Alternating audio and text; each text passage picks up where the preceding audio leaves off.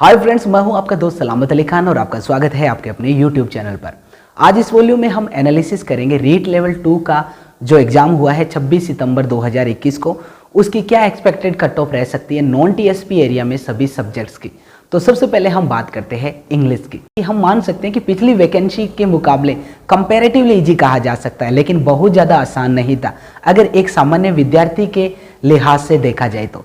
क्योंकि examination hall के अंदर एग्जाम को अटेंड करना और एग्जामिनेशन हॉल के बाहर उसका एनालिसिस करना, इन दोनों फैक्ट्स में रात दिन का अंतर होता है। क्योंकि एग्जामिनेशन हॉल का प्रेशर कुछ ऐसा होता है कि इजी क्वेश्चंस भी गलत हो जाते हैं। और इस बार बहुत सारे विद्यार्थियों के ऐसे केसेस हमारे सामने आए जिन्होंने ऐसे क्वेश्चन जो कोई साधारण विद्यार्थी भी गलत नहीं कर सकता, वो उन्होंने गलत किए। ऐसा हुआ था कि पेपर के अंदर टिक किसी ऑप्शन को किया है और ओएमआर के अंदर हमने किसी और ऑप्शन को भर दिया है। पिछले एग्जाम में इंग्लिश की बहुत ज़्यादा सीट थी, 9000 के आसपास सीटें थी और इस बार उसकी 33% है, कहने का मतलब 3032 के आसपास है। हालांकि अंदाजा लगाया जा सकता है कि 1000 पोस्ट जो है वो बढ़ सकती है। पिछले एग्जाम में जो सबसे ज़्यादा फायदा 30 और 70% के अनुपात में उन विद्यार्थियों को ज़्यादा मिला था जिनके ग्रेजुएशन में ज़्यादा मार्क्स थे। इस बार उन विद्यार्थियों को वो मौका नहीं मिलने वाला है, क्योंकि 10% मार्क्स जो है वो आपकी ग्रेजुएशन के जोड़े जाएंगे। तो इसका मतलब अगर किसी के 50% मार्क्स है और किसी के 80% मार्क्स है तो भी 30% में केवल 3 नंबर का अंतर पाया जाता है। और पुराने विद्यार्थी जो पुराने टाइम में जिन्होंने ग्रेजुएशन किया, जिनके मार्क्स 50, 55, 60 के आसपास है, वो यहाँ पर मात नहीं खाते हुए दिखते हैं, जो पिछले एग्जाम में उन्होंने मात खाई थी इन 30% की वजह से। तो इंग्लिश की कट ऑफ को तय करते वक्त हमने ध्यान में रखा कि इस बार विद्यार्थियों से कोई फॉर्म्स न भरवाकर या उनसे सीधे मार्क्स न पूछ के कि आपके कितने मार्क्स आ रहे हैं, हमने जहां भी लगा हमें विद्यार्थियों के मार्क्स ज़्यादा आ रहे हैं हमारे अनुमान के हिसाब से, तो हमने उनकी ओएमआर मांगी। तो हमारी टीम के 20 सदस्यों ने मिलकर ऐसे स्टूडेंट्स का चयन किया जिनके मार्क्स 110 से 135 के बीच वो बता रहे थे। तो लगभग 1418 ऑल ओवर राजस्थान से हमने ओएमआर सीट्स जो थी वो कलेक्ट की है टेलीग्राम के थ्रू और व्हाट्सएप के जरिए। और जब से रीट एग्जाम हुआ है तब से लेकर आज दिन तक हमारी टीम ने ये पूरी ओएमआर को जांचा है और ये एनालिसिस आपके सामने पेश हुआ है। इसके अंतर्गत हमने राजस्थान के 7 संभाग में से केवल 6 संभाग को शामिल किया है। 1418 ओएमआर सीट हमारे पास आई थी। इसमें हमने उदयपुर संभाग को नहीं रखा है। इसके पीछे वजह ये थी कि उदयपुर के बहुत बड़े जो भूभाग हैं वो टीएसपी एरिया के अंतर्गत आते हैं। तो एक अलग वॉल्यूम में आपको टीएसपी की कट ऑफ बताई जाएगी, उसका एनालिसिस अलग से बताया जाएगा। तो फिलहाल ये है नॉन टीएसपी का एनालिसिस। इसके अंतर्गत बीकानेर संभाग से 335 विद्यार्थियों की ओएमआर कलेक्ट की गई, जोधपुर से 184, जयपुर से 368, अजमेर से 221, भरतपुर से 118 और कोटा से 192 से। और इस एनालिसिस में हमने पाया कि श्री गंगानगर, हनुमानगढ़, इसके अलावा सीकर, झुंझुनू, जयपुर, इन 5 जिलों के विद्यार्थियों के एवरेज मार्क्स सबसे ज्यादा आ रहे हैं ऑल ओवर राजस्थान के अंतर्गत। जो डेटाज हमारे पास आया, हो सकता है बाकी के जिलों में भी विद्यार्थियों के बहुत ज्यादा मार्क्स हो, क्योंकि ये तो छोटे स्तर पर एनालिसिस किया गया है, क्योंकि लाखों विद्यार्थियों ने एग्जाम दिया और हमारे पास सैंपल जो है वो 1418 ओएमआर के हैं। तो इस आधार पर हमने एनालिसिस ये किया कि इसके अंतर्गत 135 से ऊपर लगभग 47 विद्यार्थी हैं जो इस 1418 के आंकड़े में 135 से ऊपर मार्क्स लेके आ रहे हैं। हमारे पेड कोर्स से भी 3 स्टूडेंट्स इसमें शामिल हैं।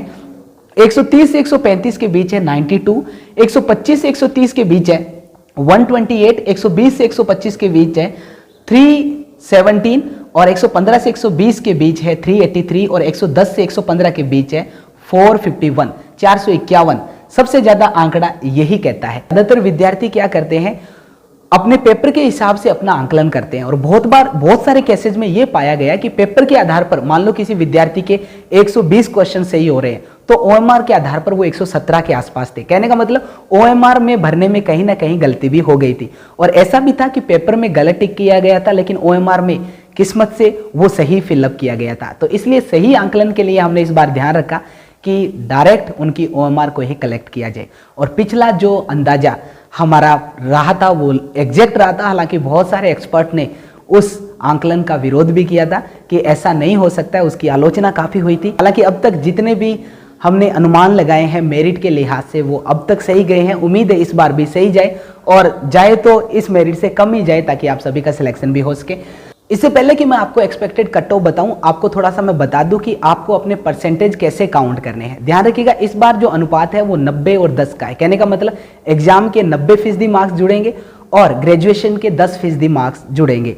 तो इसके लिए आपको करना क्या है, जैसे मान लो आपके 150 में से 120 क्वेश्चन सही हो रहे हैं, तो आपको 120 में 150 का भाग देना है, तो ये हो जाता है, और उसको 100 से गुणा करके परसेंटेज निकालना है। तो जैसे ये हो गया 80%, तो हमें 80% जो मार्क्स हमारे एग्जाम में आए हैं उसका 90% अंक ही लेने हैं। तो इसको हम एक बार 90 से और गुणा करेंगे तो ये आ जाएगा 72%।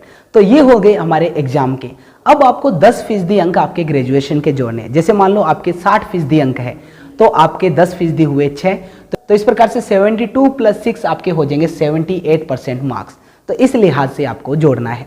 तो इंग्लिश की कट ऑफ देखते हैं कितनी रह सकती है। नॉन टीएसपी की, जनरल कैटेगरी की, ये एक्सपेक्टेड कट ऑफ रहेगी 74.5 से 75%। ये है हाईएस्ट कट ऑफ। इससे नीचे भी मेरिट जाएगी जैसे ही पोस्ट बढ़ेगी, और इसके अलावा बाद में वेटिंग लिस्ट आती है तो भी आप अपने आप को सुरक्षित मान सकते हैं। फिलहाल जो विद्यार्थी इस दायरे में आते हैं वो पूरी तरीके से महफूज है। ईडब्ल्यूएस की रहेगी 73.8 से 74.3 के आसपास। ओबीसी की रहेगी 73.5 से 74% के आसपास। एमबीसी की रहेगी 73 से 73.5 के आसपास, और एससी कैटेगरी की रहेगी 68.5 से 69, और एसटी कैटेगरी रहेगी 64.5 से 65। ये है मेरा आंकलन। जरूरी नहीं कि मेरा आंकलन एकदम सही हो। इसके साथ ही हम देख लेते हैं हिंदी की। हिंदी की पोस्ट सबसे कम है। साला दर्पण रिपोर्ट के अनुसार 773 पोस्ट ही वैकेंट है, लेकिन अनुमान लगाया जा सकता है कि 900 के आसपास पोस्ट और बढ़ेगी। तो इस प्रकार से हिंदी की जो मेरिट है वो इंग्लिश के मुकाबले ज्यादा रहेगी। जनरल कैटेगरी की रहेगी 76.8 से 77.5 के आसपास, और ओबीसी कैटेगरी की रहेगी 75.5 से 76.5 के आसपास। एससी की रहेगी 74.5 से 75% के आसपास। एसटी की रहेगी 71.5 से 72। हिंदी में 900 सीटें बढ़ने के चांसेज है। अगर सीटें बढ़ती है तो आपका जो आंकड़ा है वो इससे भी थोड़ा 0.50 के आसपास नीचे आ सकता है। अब हम देखते हैं मैथ साइंस की। मैथ साइंस का एग्जाम स्टूडेंट से सुनने को मिला है कि काफ़ी इजी हुआ है। हालांकि मैं तो मैथ साइंस में एकदम जीरो हूं, तो मैं तो बता नहीं सकता इजी था या टफ था, लेकिन फिर भी एनालिसिस जो हमारे सामने आया है, जो हमने डेटाज कलेक्ट किए इनके अलग से, उसमें जनरल कैटेगरी की जो मेरिट रहेगी वो रहेगी 81 से 81.5 के आसपास। ओबीसी की रहेगी 80.5 से लेके 81 के आसपास। बाकी ये जो आपको कैटेगरी शो हो रही है ये अंदाजा लगाया जा सकता है। लास्ट में हम देख लेते हैं एसएस की जो मेरिट है। एसएस की मेरिट अपने आप सबसे ज़्यादा जाएगी क्योंकि इसमें हिंदी वाले भी शामिल होंगे, इंग्लिश वाले भी शामिल होंगे। इसकी जनरल कट ऑफ रह सकती है 80 से लेके 80.5 के आसपास। ओबीसी की रहेगी 79.5 से 80 के आसपास।